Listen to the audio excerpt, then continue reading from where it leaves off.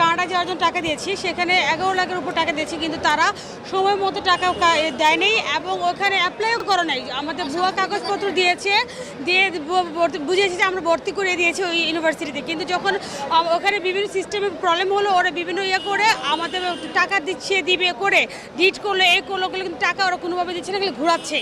হ্যাঁ, এবং অনেকভাবে আমাদের বলেছে যে আমার মামলা করলে কি তারা টাকা আমাকে নিতে পারবো, আমাকে জেলে রাখবো, 5 বছর আমি জেলে থাকবো, কিন্তু টাকা তো আমাদের নিতে পারবেন না, তাই আমার মামলা করে কোনো লাভ হবে না। এইভাবে পর্যন্ত আমাদের বয়স দিয়ে সেইভাবে কথা বলছে। কতদিন ঘুরিয়েছে? আমাদের প্রায় 2-3 বছর হয়ে গেছে। আমরা এই যে মামলা তো এই যে 2024 সালের শেষের দিকে যখন আমাদের সেপ্টেম্বরে হয়েছে, তখন এই যে 250-র উপরে ওয়ারেন্ট হয়েছে এবং আমরা মামলা করার পরে গ্রেপ্তারের ইয়েটা হয়েছে, মানি লন্ডারিং এবং চেকের মামলা আমরা করছি, চেক রিটার্নও করছি, কিন্তু ওনারা বারবার আমাদের কমিটমেন্ট করার চেষ্টা করছে যে দিচ্ছি, দিয়ে বলে 1 মাস 2 মাস 3 মাস শুধু ঘুরাইছে, আবার কমিউনিকেশন বন্ধ করে দিচ্ছে। সময়টা আসলাম, কিন্তু তাই সে ওই বছর দিবে করে দিচ্ছে না।